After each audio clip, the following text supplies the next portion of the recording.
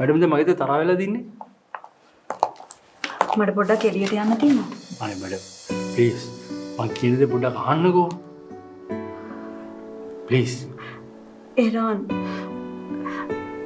මට දරා ගන්න අමාරුයි එරාන්. මං කිව්වනේ මනුස්ස හිත්වලට ටයිටල් අදාළම නැහැ කියලා. ඔයා මේ විදියට අල්ලන් ඉන්නකොට මට දැනෙනවා වැඩි. මට යන්න දෙන්න ප්ලීස්. मैडम එතකොට මං ගැන සහෝදරකමක්වත් නැද්ද मैडम?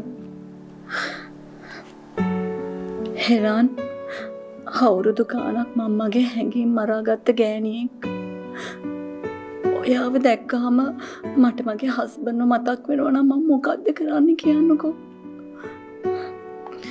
ඒක කිසිම වැරදි හැඟීමක් නෑ. ඒ වුණාට ඔයාව විනාශ වෙයි මම හින්දා. මට මේ ලෝකේ ඉතුරු වෙලා තියෙන සහෝදරකම් විතරයි मैडम.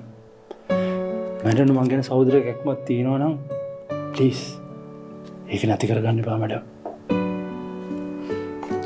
ඒකෙන් ඔයාට ලැබෙන දෙයක් නෑ එරාන්. මං ආදරෙත් එක්ක අඳුරු කරන්නේ නැහැ मैडम. හැබැයි मैडमට මාව දැක්කම සතුටක් දැනෙනවා නම් मैडमට මාව දැක්කම හස්බන්ඩ් මතක් වෙනවා නම් මම मैडम එක්ක කතා කරන්න. වරු ගණන් කතා කරන්න. मैडमට හොඳක් වෙනවා නම් මට ඒ ඇති मैडम. ඒ පින ඇති मैडम මට ලබනාත්ම මං ආස දෙයක් මට ලැබෙන්න.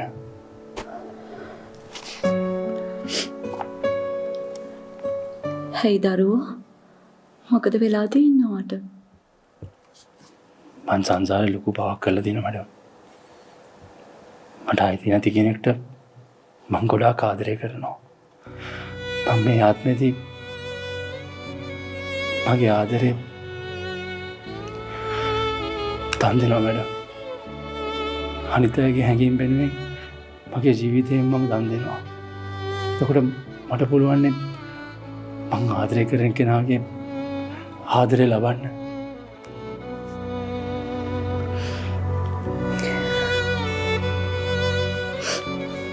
අපි කතා කරමු. මට තේරෙනවා ඔහ මටත් වඩා ලොකු බරක් ඔලුවේ තියාගෙන ඉන්නේ. ඇයිද मैडम කිව්වේ मैडम කතා කරන්න බෑ කියලා? කොහෙද යන්න තියෙනවා කියලා? කවන්නේ නැහැ मैडम යන්න.